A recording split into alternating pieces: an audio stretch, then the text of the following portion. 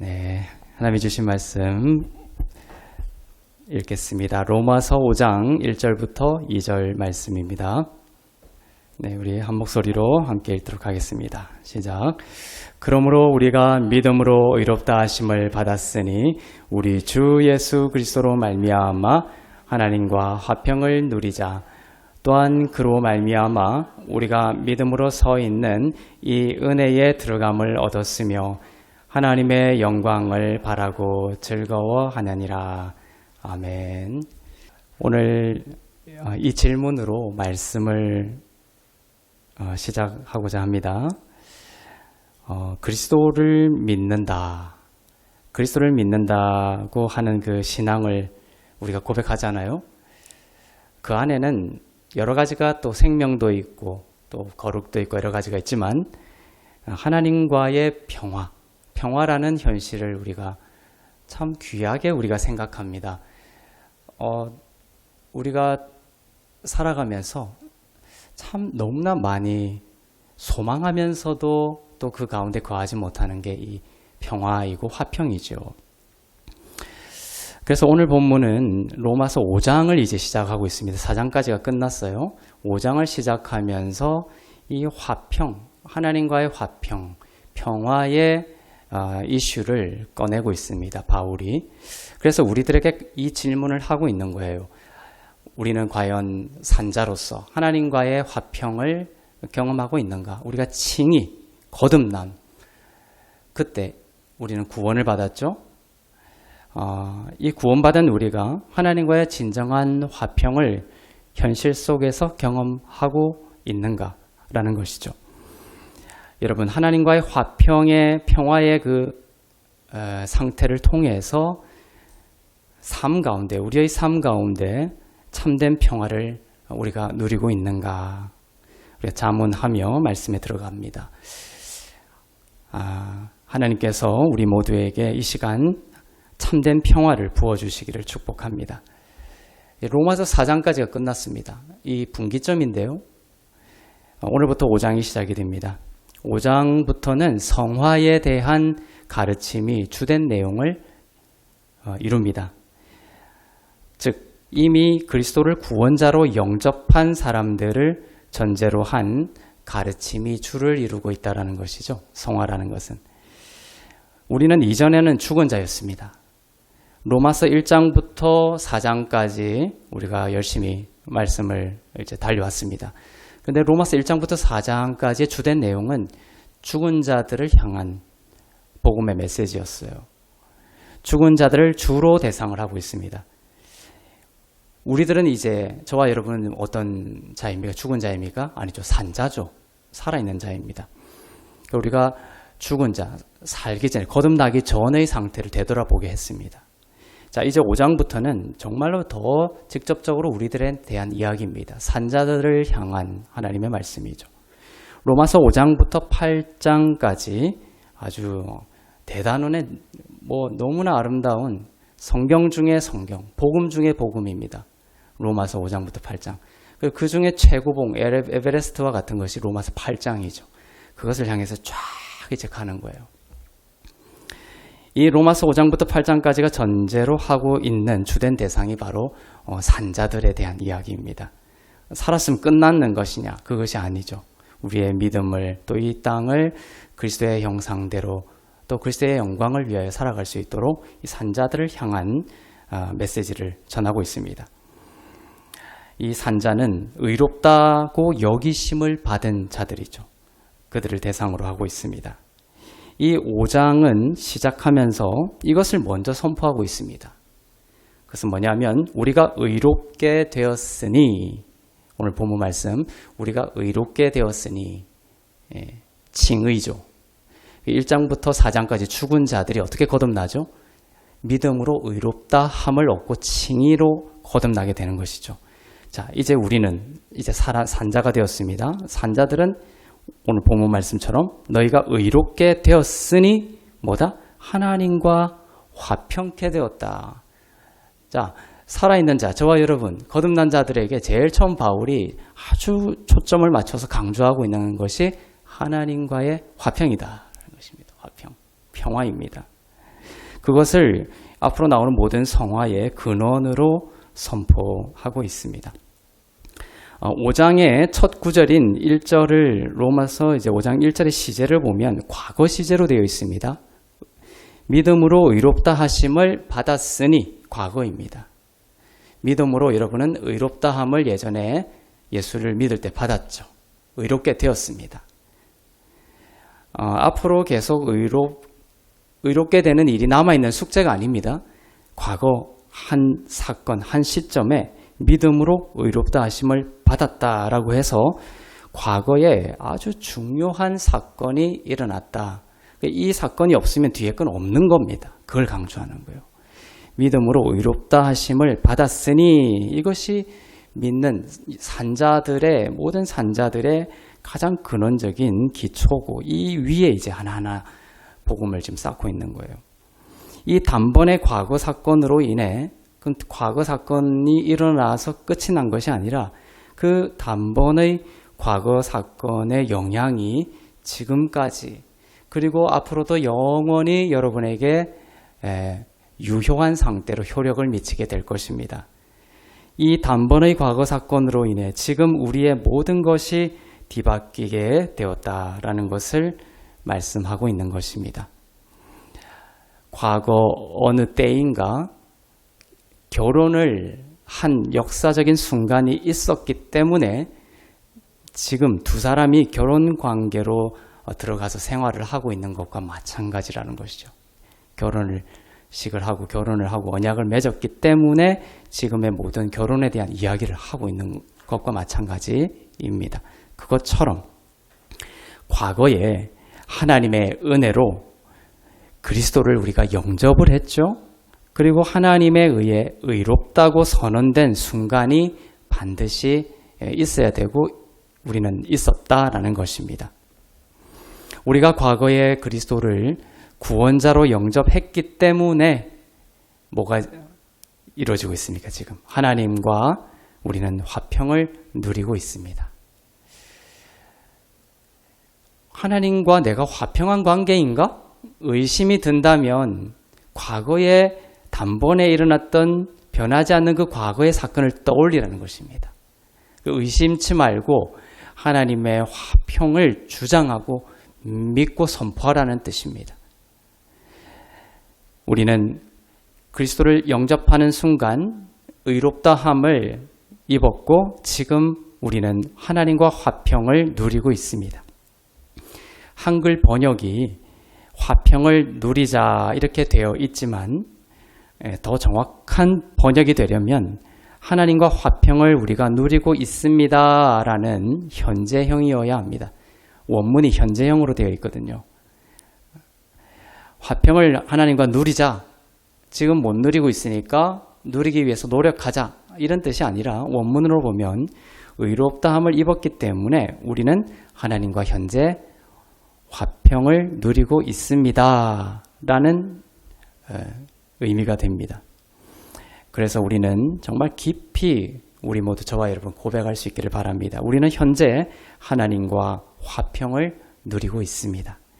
그 화평을 또한 실질적으로 이 땅에 어떻게 보면 화평을 누리고 있다는 것이 하늘에서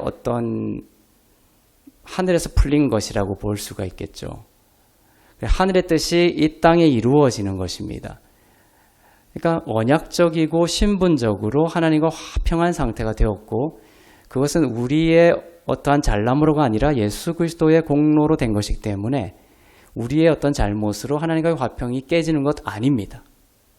그렇지만 이 땅에 우리가 하나님과의 화평을 끌어다가 평화롭게 사는 것, 평안하게 사는 것, 또 화평의 상태로 실질적으로 살아가는 그 누리는 것은 또 다른 차원의 문제이죠. 그것이 중요하다는 것이죠. 중요한 문제입니다. 우리의 눈에 보이는 현실의 모습은 연약하고 부족하지만 하나님은 우리를 그리스도의 완성된 사역을 근거로 의롭다 이렇게 선언하셨고 그리스도의 그 완성된 사역을 근거로 자꾸 그리스도의 완성된 사역을 근거로 반복하고 있습니다. 우리의 어떤 행위로가 아니라 그리스도의 완성된 사역을 근거로 이제 하나님과 우리의 관계가 현재 평화의 관계가 되었다라는 것을 말씀하고 있습니다. 마음의 평화를 잃어버릴 때마다 이 진리로 돌아가십시오. 이 신분적인 평화 상태로 들어갈수록 현실적 평화를 더욱 누릴 수가 있습니다. 신분적인 평화를 바라보는 것으로 내가 의롭다함을 여김을 받음으로 하나님과 나는 절대로 이제 깨어질 수 없고 하나님과 나의 평화 상태가 뭡니까? 이제 화평한 상태가 됐다는 건 무엇입니까? 전쟁 상태가 끝난 것입니다. 하나님은 우리를 영원히 이제 사랑하시고 영원히 축복하시고 영원히 어여삐 보십니다. 우리를 향한 기쁨을 이기지 못하는 상태가 된 거예요.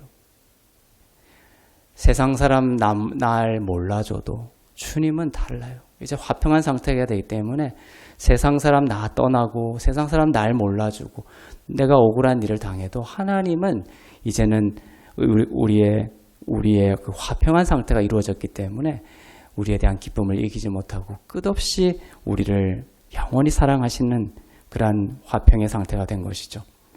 그래서 직장에서든 또 다른 사람과의 관계에서든 또 여러 가지 삶의 큰 무게에 짓눌려서 마음의 평화가 없을 때 하나님과 나와의 관계가 이 영원한 평화, 화평의 관계가 되었다라는 이 진리를 우리가 다 바라볼 수 있기를 바랍니다. 우리가 우리의 삶에 어떤 여러 가지 기쁨을 회복하기를 원하죠.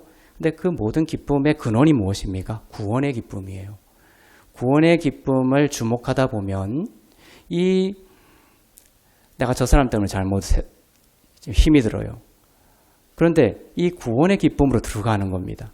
알고 보니 저 사람도 잘못하긴 했지만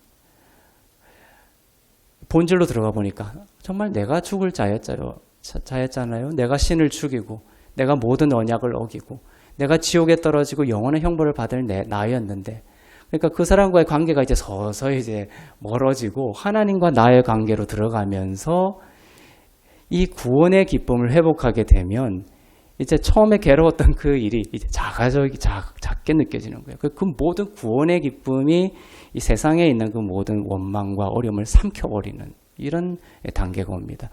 이 사람과 환경과의 이것을 자꾸 해결하고 매달릴수록 이 문제가 더 커지게 되지만 하나님의 원하심은 또 복음의 방식은 우리가 하나님과의 관계로 그래서 지금 이제 성화를 다루면서 로마서 5장 1절에서 우리를 바울이 어디로 초청하고 있는데 하나님과의 관계로 초청하고 있는 것입니다.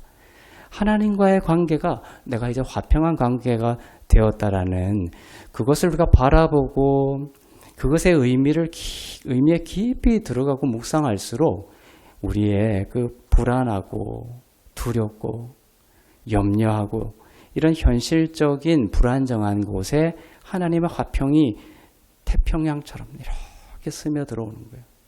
그래서 불안했던 것들이 하나님과의 화평으로 쓸려가고 하나님의 화평 속에서 내가 사람들이 막 배반하고 나를 손가락질하고 욕을 해도 내가 마치 바보처럼 주님 안에서 이제 여유가 있어지고 평화를 찾게 되고 허허하고 참된 평화 가운데 살 수 있게 되는 거예요. 그러면 그 안에서 오히려 내가 불안했을 때보다 더 아름다운 하나님이 이미 주신 지혜를 발견할 수 있게 됩니다. 새 힘을 얻을 수가 있게 되는 것이에요. 그래서 하나님과의 화평은 참으로 산자들에게 기초이며 근원적인 것이다 라는 것입니다. 돈을 억만금 주면 좋겠죠. 그런데 그게 마음이 늘 불안하고 두렵고 평화가 없다고 생각해 보십시오. 그건 상상하지 못할 지옥이라고 볼 수가 있습니다. 의롭게 여겨짐을 기초로 하나님과 화평을 내가 누리고 있다라는 이 진리를 우리가 굳게 붙드는 시간이 되기를 바랍니다. 사람들은 이 마음의 평화를 얻으려고 정말 미친 듯이 몸부림을 치는 시대입니다. 이 시대를 여러분들도 잘 알고 있습니다. 어느 시대보다도, 과거의 어느 시대보다도 두려움과 불안이 깊어진 시대입니다. 마음의 평화가 없습니다. 마음의 평화가 없는 시대죠. 그래서 고대 철학 문세에 보면 제가 오래전에 오래된 고서를 보다가 그게 한 철학자가 이 말이 아직까지도 기억에 남아요. 그때 제 마음이 좀 불안해서 그랬는지 몰라도 이런 얘기를 써놨더라고요. 우리 가운데 마음의 평화가 있게 되면 그것은 온전히 깨달은 자다. 그 당시 이제 깨달음을 추구하던 바였거든요. 그런데 깨달음을 추구하던 저에게 그 철학자는 마음의 평화가 있으면 깨달은 거다. 이 정도로 뭘 중요한 거예요. 자기 인생에 또 자기가 탐구하고 연구했던 모든 인간들의 그 상태를 종합해 본 결과 깨달음이라는 것은 정말 마음에 진정한 어떤 평화가 있게 되면 그것이 진짜 깨달음이라는 그러한 기술을 했던 것이죠. 그 정도로 우리 영혼의 평화는 인간의 그 영적인 생명에 있어서 근원적인 갈망이라고 볼 수가 있습니다. 사람들은 온전한 마음 상태를 얻으려고 온갖 종류의 심리적인 방법을 동원하고 있죠. 이 시대에 정말 또 널리 지금 하고 있는 것이 무엇입니까? 불교나 또 천주교에서는 마음 챙김이다라는 것을 이제 하면서 마음의 평화를 찾으려고 하고 있습니다. 물론 이제 유익이 있습니다. 하지만 근원적이지는 않습니다. 인간의 그 창조된 목적, 그리고 하나님과의 그 관계가 회복되지 않는다면 그 모든 노력은 결국입니다. 지금 그걸 이제 마음 챙김을 하면 일시적으로는 현실에 유익을 줄 수 있지만 성경의 표현은 그렇습니다. 종국에는 이것입니다. 결국에는 실망으로 돌아가게 될 뿐이다라는 것입니다. 왜냐하면 우리를 창조하신 하나님은 우리를 아시기 때문에 우리가 이러한 인간의 창조된 목적과 하나님과의 화평된 관계를 도외시하고 그것을 무시하고 그것을 그냥 제껴놓고 우리의 마음을 어떠한 것으로 자꾸만 다스리려고 해도 그것이 순간적으로는 일시적으로는 좋을지 모르지만 종국에는 그것마저도 우리를 실망시키게 될 거라는 것이 성경의 기술이죠. 우리가 이 창조의 목적과 하나님과의 화평의 관계로 되돌아갈 수 있는 유일한 길은 그리스도의 완성된 사역을 근거로 하나님 앞에서 우리의 죄책이 제거가 되고 하나님의 관계가 화평한 관계가 되었다라는 것은 이제 하나님 앞에서 우리의 죄책이 제거가 된 것입니다. 그리고 정죄에서 해방이 되고 그리스도 안에서 하나님과 하나가 되었다라는 근원적이고 근본적인 평화를 가져야 하는 것이죠. 예전에 어떤 스님이 유명한 스님이 쓴 어떤 책에 보면 이제 벽을 보고 몇십 년을 30-40년을 이제 가부좌를 들고 그 명상을 해서 이제 쓴 책인데 그 안에 그런 게 있는 거예요.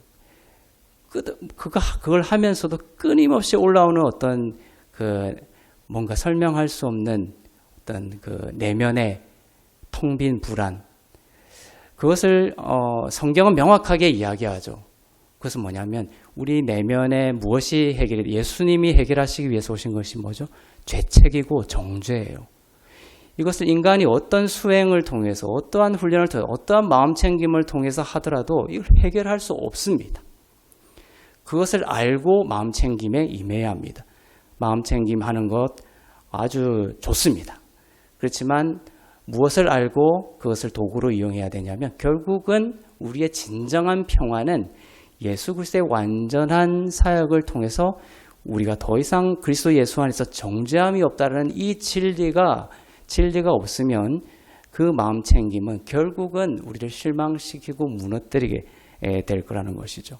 그래서 결국은 복음을 가지고 그걸 해야 됩니다. 그럼 더 유익이 있겠죠. 하나님 앞에서 우리의 죄책이 제거되고 나의 모든 정죄가 그리스도 안에서 다 풀려나고 해방되고 그리스도 안에서 하나님과 하나가 되었다라는 이 근원적이고 근본적인 평화를 오늘 산자들에게 바울이 로마서 5장 1절에서 선포하고 있는 것입니다. 그래서 오늘 1절, 2절을 읽었지만 그 뒤에 보면 환인 연소가 나오죠. 환난은 인내를, 우리 삶에 이제 산자들에게 환난이 다가옵니다. 환난은 인내를, 또 인내를 요구하죠. 인내는 연단을, 연단은 소망을 이루게 한다. 그 모든 환난을 인내로 넘어서고 그 연단을 통해서 하나님이 우리에게 두신 그 모든 아름다운 계획들을 다 누리고 그리스도의 장성한 분량에 이르기 위해서 근원적으로 필요한 것이 뭡니까? 1절, 2절이에요. 하나님과의 나의 모든 죄책이 제거가 되고 정죄함에서 해방되고 하나님과 화평한 관계가 되었다라는 이 근원적인 평화를 가지고 있으면 우리는 그 환인연소, 환난과 인내와 그 연단을 통하여 소망을 이루는 그 모든 신앙의 여정을 정말 굳건하게 걸어가고 승리할 수 있다는 것을 말씀하고 있는 것입니다.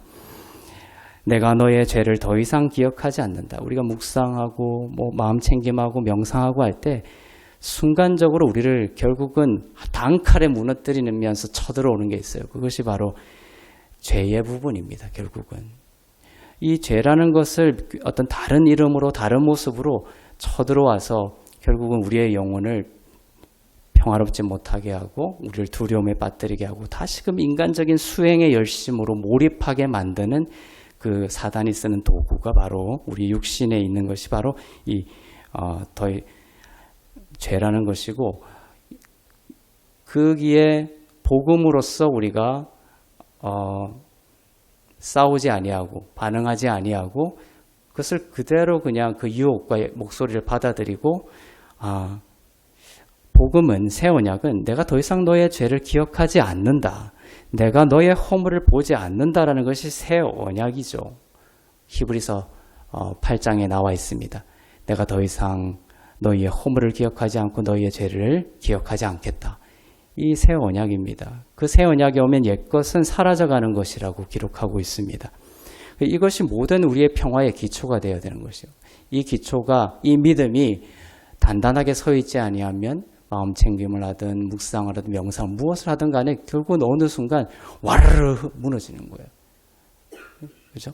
우리의 영혼 가운데 이 새 언약과 은혜의 말씀이 우리의 영혼 가운데 역사하지 아니하면 그래서 우리의 영혼 가운데 정죄와 죄책이 제거되지 않으면 우리 마음에는 거짓된 평화, 심리적이고 정서적으로 잠시 평화로울 수 있을 뿐이지 결국은 우리를 실망시키게 될 거짓 평화가 있게 되는 것이죠. 그래서 마음 챙김하고 마음이 너무 평화로운 상태에서 이렇게 왔어요. 집에 왔는데 만약에 자녀가 딱 나의 기준에 부합하지 않는 모습을 보이고 게으르게 보이고 그런 모습이 보이면 그냥 여지없이 그 투사가 되면 내 마음에 이 죄책이 제거되지 않고 정죄가 되지 않는 진정한 평화가 없으면 결국은 그 뚜껑이 열리고 투사가 돼서 그냥 그 자녀들을 너가 어떻게 이런 식으로 사느냐 이런 식으로 야단을 친다거나 그 아이의 아름다운 면을 보지 못하고 부족한 면, 연약한 면, 그 다음에 심판받아 마땅할 이러한 부정적인 면들을 이렇게 바라보면서 그 아이를 쳐버리는 거예요. 그런 안타까운 일들이 벌어지게 됩니다.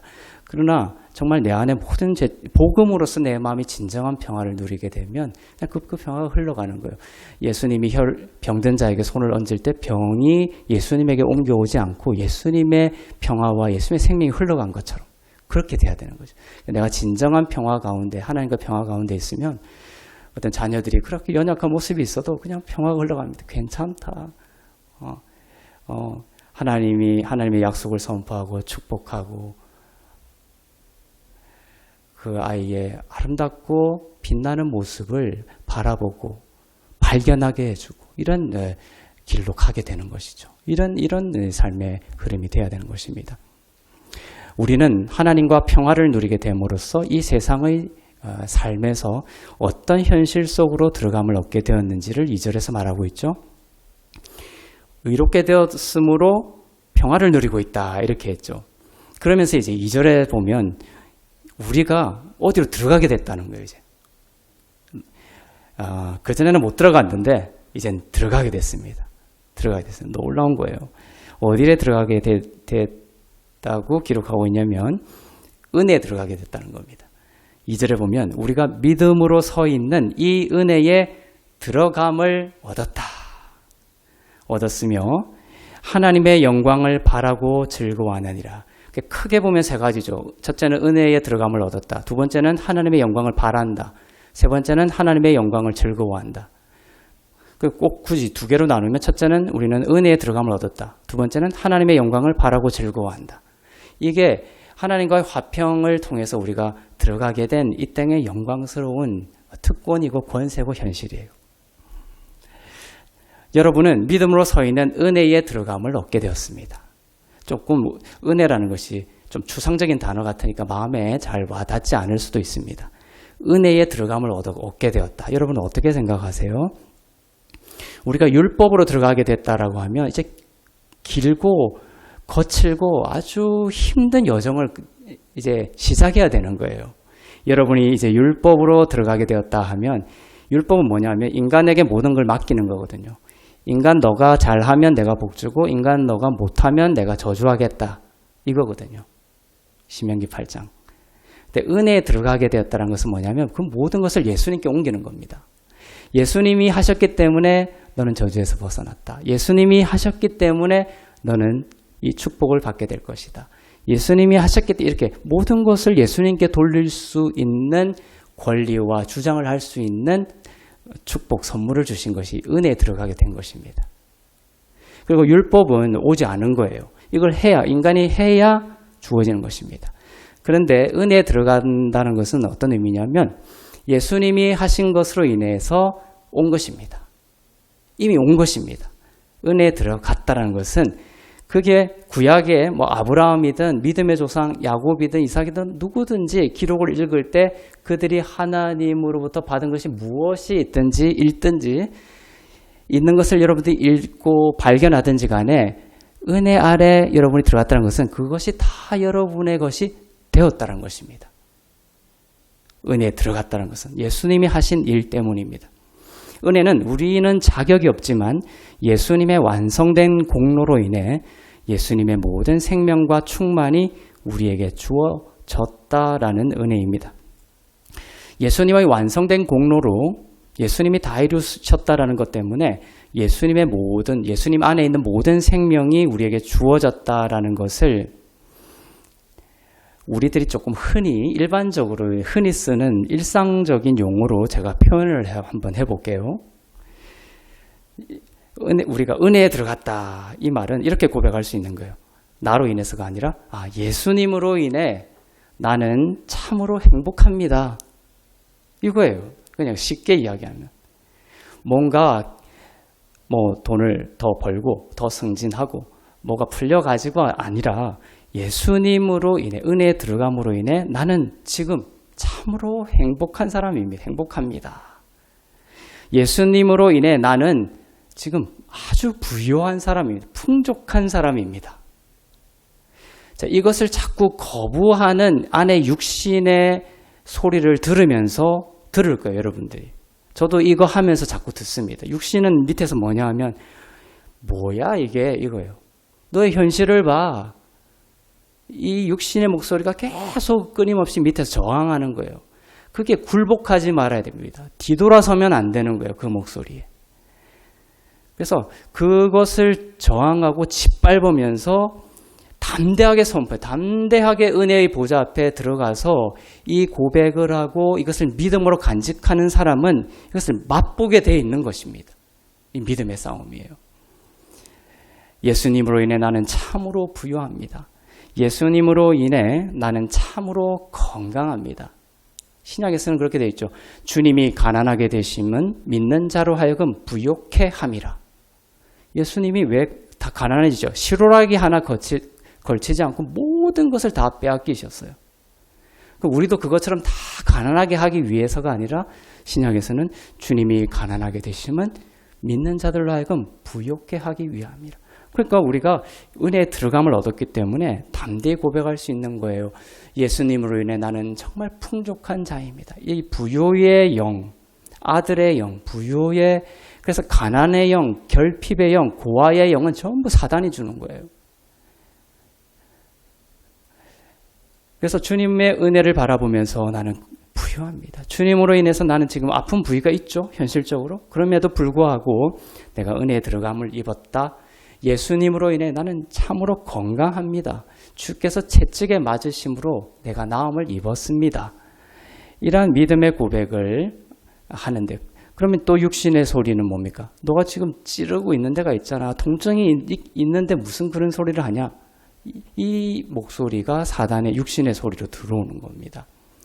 그것을 받아야 여기까지 하고 탁 멈추고 계속해서 믿음의 선포를 반복하는 것이 믿음의 사람들에게 중요하다. 그리고 뭡니까? 오병이어의 기적을 주님이 베푸셨죠. 정말 놀라웠어요. 그런데 바다 하나 건너고 난 뒤에 배가 막 이렇게 흔들리니까 제자들이 막 두려워서 막 떱니다. 무서워서. 그때 예수님이 하신 말씀이 뭐예요? 너가 또 벌써 오병이어의 그 기적을 잊었구나. 우리가 그런 사람들이에요. 그러니까 하나님의 기적은 계속해서 우리들에게 있습니다. 오병이의 기적과 같은 그 놀라운 기적.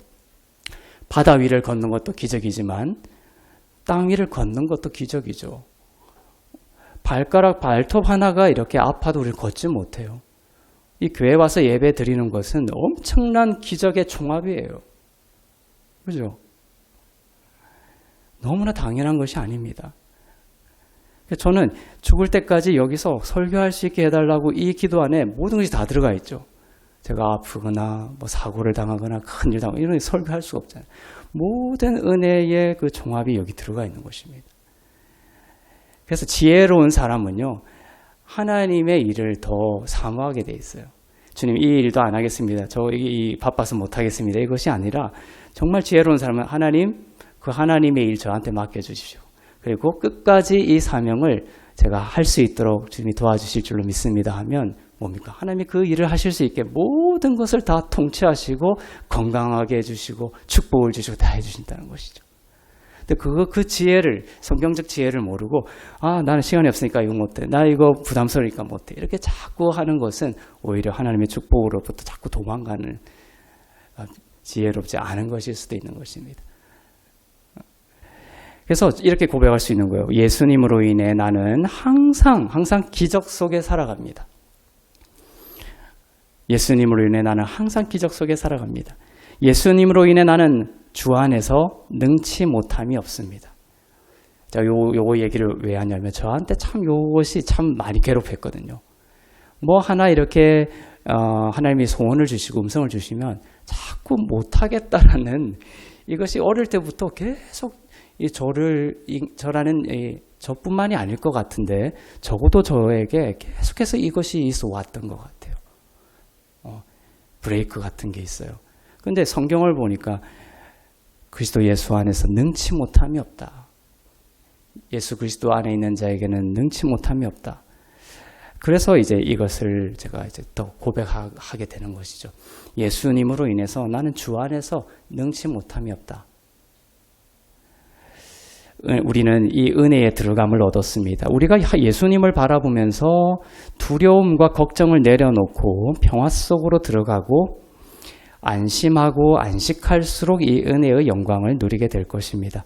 이 모든 것이 하나님의 영광의 회복이죠. 아담이 잃어버린 영광입니다. 마지막 아담을 죽이시고 부활시키셔서 하나님께서 우리 가운데 회복시키시기를 원하는 것이 바로 이거예요. 하나님의 그 잃어버린 영광을 우리들에게 회복시키기를 원하십니다. 이것이 그리스도의 십자가로 이루어졌습니다. 그리고 성도들은 이것을 어떻게 누리느냐? 바로 그리스도께서 하신 일을 바라보면서. 그리스도께서 하신 일을 바라보지 아니하면 나는 참으로 행복합니다. 이거 흔들립니다. 그죠? 나는 건강합니다. 이거 흔들려 버리죠. 금방 흔들려버려.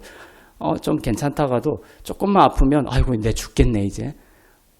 그러면 꼬리에 꼬리를 물면서 우리 집안이 다 망해버리는 그런 그 상상까지 가는, 부정적인 상상까지 가는 거예요.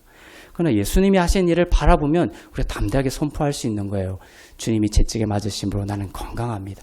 이 아픈 것을 주께서 이미 나았기 때문에 낫게 하시고 더 건강하게 하실 겁니다. 이것을 통하여 더욱더 큰 일을, 하나님의 큰 일을 하게 하실 겁니다. 이런 소망의 길을 나설 수 있게 되는 것이에요. 그래서 성도들은 계속해서 무엇을 바라봐야 되냐? 그리스도께서 하신 일을 바라봐야 된다. 그리고 그것을 믿고 안식할수록 그 들어간 은혜의 영광을 누리게 되는 것입니다. 우리에게 하나님께서 많은 것들을 선물로 주실 때 보통은 두려움이라는 포장지 안에 하나님의 귀한 선물들이 숨어 있어요. 하나님께서 귀한 것을 주시고 선물을 주시고 우리가 원하는 것을 주시는데 이상하게도 이건 설명할 수 없습니다. 왜 지구 다음에 화성이냐? 뭐 이런 질문과 같은 거예요. 그걸 어떻게 설명합니까? 하나님이 그렇게 지적 설계를 하신 거죠. 그러니까 하나님이 우리에게도 뭔가 귀한 것을 주실 때 이상하게도 이런 게 있는 거예요. 그 귀한 것이 두려움이라는 포장지 안에 숨어 있다는 거죠. 그래서 그러면 많은 사람들은 도망가 버립니다. 사명을 놔 버리는 거예요. 포기해 버립니다. 그런데 지혜로운 사람은 그 두려움이라는 포장지 안에 귀한 것이 있다는 것을 이제 삶을 살아가면서 좀 알게 되면 이제 그 두려움을 직면해야 되는구나를 아는 거예요. 그죠? 그래서 더 이상 두려워하지 않고 도망가거나 절망하지 않고 주님이 주시는 평안과 안식과 기쁨을 힘입어서 그 두려움의 포장지를 과감히 뜯어버려야 되는 것입니다. 여러분도 사랑하는 배우자를 만날 때 얼마나 두려웠습니까? 프로포즈를 하려고 하니까 너무 두려운 거죠. 도망갔으면 지금 그 아내와 그 남편을 만날 수 있었겠습니까? 그 포장지를 뜯는다는 것은 어떤 의미에서 그 경우에는 프로포즈를 용기를 내서 해보는 거죠. 그럼 그 두려웠던 것이 아무것도 아니었다는 것을 알게 되고 그 포장지를 뜯고 나니까 너무나 아름답고 소중한 사람이 그게 나를 위해서 준비되어 있다는 것을 알게 되는 것. 예를 들면 그런 것입니다. 삶에 있어서 많은 경우가 그런 거예요. 그 두려움이라는 포장지를 직면하고 뜯기만 하면 그게 너무나 보배로운 것이 있는데 많은 사람들이 그냥 트라우마처럼 그 도망으로 또 도망가고 계속해서 두려움이 없는 것으로 도망가지만 결국 그게도 똑같은 더 큰 또 두려움이 도사리고 있는 삶의 현실을 보게 된다라는 것이죠. 이 영광, 그 다음에 우리가 보면 이 영광, 은혜에 들어감을 얻었다. 그리고 두 번째가 뭡니까? 이 영광을, 하나님의 영광을 바라고 소망하라고 되어 있죠. 바라고 소망하는 것. 그래서 아무것도 바라지 마라, 아무것도 소망하지 말라라는 이 시대에 흘러가고 있는 하나의 사조를 여러분들이 강력하게 거부해야 돼요. 삶은 그냥 흘러가는 대로 사는 거야. 이런 아주 그 철학적 사조에 대해서 저항해야 됩니다. 우리는 어떻게든 복음에 우리의 생각과 감정을 맞추면서 살아가야 되는 것이죠. 그래서 성경은 뭐라고 합니까? 하나님의 영광을 바라고 소망하라. 바라고 소망하고 즐거워하라라고 합니다. 이 영광이 우리 가운데 왔기 때문입니다. 자, 왔기 때문에 바랄 수 있는 것이죠. 우리에게 바래라, 즐거워해라 이렇게 주님께서 명령하시는데 그것은 이미 왔기 때문에 바랄 수 있는 것입니다. 자, 이것을 보세요. 오지 않는 것을 바라라고 하면 종교예요. 그런데 이미 온 것을 바라라는 것이 복음입니다. 아시겠죠? 그래서 주님이 우리에게 바라라, 즐거워해라, 소망해라 라고 하실 때에는 무엇이 전제가 되어 있는 거예요? 왔다라는 것입니다. 그래서 그 안식하고 그 다음에 누리고 그 다음에 용기를 내서 홍해를 향해서 한 발짝 디디면 이미 온 것이 드러나게 돼 있어요. 기쁜 소식이죠. 하나님의 영광을 바라고 즐거워하는 가운데 이 모든 은혜를 우리는 누리게 될 것입니다. 우리는 신앙을 고백하고 시간이 얼마 지나면 이내 생활의 기쁨도 없고 여러 어려움들을 겪으면서 교회 다니는 일을 중단하는 사람들도 보게 됩니다. 그런데 이것을 기억하세요. 모든 영적인 여정, 여정의 단계가 이렇습니다. 처음에는 복음을 듣고 기쁨의 빛을, 히브리서에도 그렇게 나오죠. 기쁨의 빛에 즐거워합니다. 그런데 두 번째 단계가 많은 사람들이 무너지죠. 그것은 뭐냐면 의심이 들기 시작합니다. 그리고 흔들립니다. 그래서 예수님이 그 베드로나 도마나 그 제자들을 이렇게 양육할 때에도 이 단계가 있죠. 베드로마저도 부인하는 단계, 저주하는 단계가 있고 도마도 자꾸 의심하는 단계가 있고 이런 단계가 있습니다. 여기서 물러나서는 안 되는 거예요. 끝까지 그 의심과 흔들림의 단계를 뚫고 어디까지 가야 되냐면 믿음의 확신과 헌신의 단계까지 가야 되는 것이죠. 그게 이제 환인연소입니다. 환난은 인내를, 인내를 연단을, 연단은 소망을 이루게 됩니다. 그리고 그 모든 것을 여정을 승리할 수 있는 비밀은 뭐냐면 하나님의 의롭다 하심을 입어 하나님과 평화의 관계가 있고 우리가 은혜에 들어감을 얻었으며 하나님이 이미 모든 주신 것에 대하여 바라고 갈망하고 그 다음에 소망하고 그것을 즐거워하는 이 모든 기쁨을 통해서 그것을 견뎌나가는 거예요. 막 슬프고 괴로워하고 이렇게 하면 그 여정을 승리하기가 어려워요. 그래서 그 승리할 수 있는 여정을 승리할 수 있는 비밀을 바로 그렇게 즐거워하고 바라고 기뻐하고 이런 것으로 전제를 주시면서 우리에게 그것으로 그 모든 여정을 넉넉히 걸어갈 수 있기를 원하시는 것이죠. 빌립보서 4장 4절에 보면 이렇게 말씀하고 있습니다. 성경이 두 가지를 반복한다면 너무나 강력한 요청이죠. 주 안에서 항상 기뻐하라. 내가 다시 말하노니 기뻐하라. 자, 빌립보서 4장 4절을 오늘 로마서 그 5장 1절에서도 하나님의 영광을 바라고 즐거워하라, 기뻐하라라고 하신 것처럼 빌립보서 4장 4절도 같은 차원에서 믿음의 산자들에게 요청하고 있는 거예요. 주 안에서 항상 기뻐하라. 조금 어려운 일이 있으면 그때는 기뻐하는 시간을 내가 유예해 줄게가 아닙니다. 항상 기뻐하라. 그리고 또 이렇게 덧붙이죠. 내가 다시 말하노니 기뻐하라. 우리의 생각과 감정을 이 하나님의 진리에 맞춰야 합니다. 하나님께서 말씀하시는 것이죠. 거기에 우리의 생각과 감정을 맞춥니다. 그러면 새로운 창조가 일어나게 되는 것입니다. 하나님의 생각, 진리와 우리의 생각과 감정이 이제 하나가 되면, 그래서 전도서에 보면 이런 구절이 있어요. 두 사람이 뜻이 같지 아니하면 어찌 여행을 같이 가리요, 이런 말씀이 있어요. 그럼 하나님의 뜻과 우리의 생각과 감정이 일치가 되면 여행이 결국 승리의 여행이 되는 것이고 새로운 창조들이 일어나는 거예요. 성령은 진리의 성령이기 때문에 하나님의 뜻과 생각에, 그래서 내가 예수의 이름으로 은혜에 들어감을 힘입어서 예수님으로 인해서 내가 건강합니다. 진리죠. 이 진리가 하나님의 뜻과 맞기 때문에 건강이라는 것을 창조해내는 거예요. 그런 것처럼 진리의 생각을 하고 진리의 말을 내뱉어서 여러분의 영혼을 깨어나게 하고 살아나게 하고 진리 위에 서게 하시기를 바랍니다. 얼른 솟아오르는 생각들 있죠. 그냥 가만히 있으면 떠오르는 생각들, 감정, 그거대로 살면 안 됩니다. 그거대로 말을 하면 안 되는 거예요.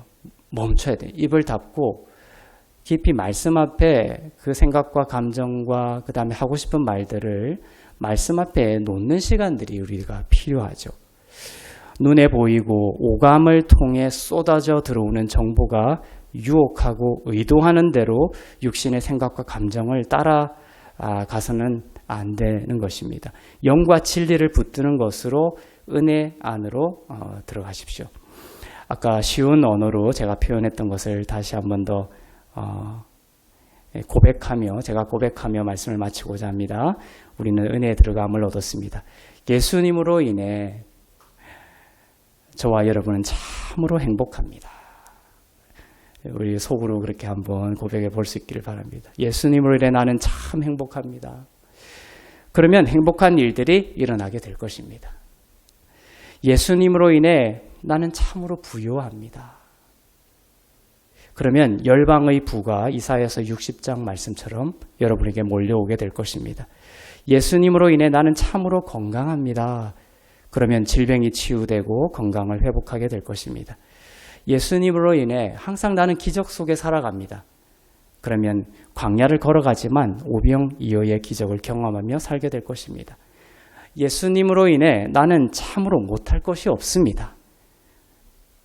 그러면 내게 능력 주시는 자 안에서 여러분이 모든 것을 할 수 있는 능력을 얻게 될 것입니다.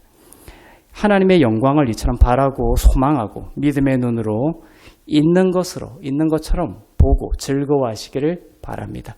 그리고 더 이상 어떤 이런 모든 좋은 것들이 두려움이라는 포장지를 쓰고 내일 또 찾아올 거예요. 그러면 좋은 일이라는 인식의 전환이 있어요. 이 두려움에 도망가는 것이 아니라 그 포장을 뜯고 직면하고 하나님의 지혜와 평안으로서 그 안에 있는 하나님이 숨겨주신 것을 우리가 누리고 또 찾게 되는 귀한 또 은혜들이 있기를 바랍니다. 그리스도 안에 있는 모든 충만함을 여러분에게 주셨으니 아무것도 염려하지 말고 모든 일에 기도와 간구로 무엇으로? 감사함으로. 감사함으로 여러분이 구할 것을 다 하나님께 아뢰고 그렇게 하면서 여러분의 생각과 마음을 하나님께서 지키시고 무엇으로 지키요? 하나님의 뜻과 일치된 것으로 지키시고 계속해서 고백하고 또 그 마음과 생각을 지키심으로 하나님의 모든 영광을 맛보는 하나님의 자녀들 되시기를 주의로 축복합니다. 기도하겠습니다.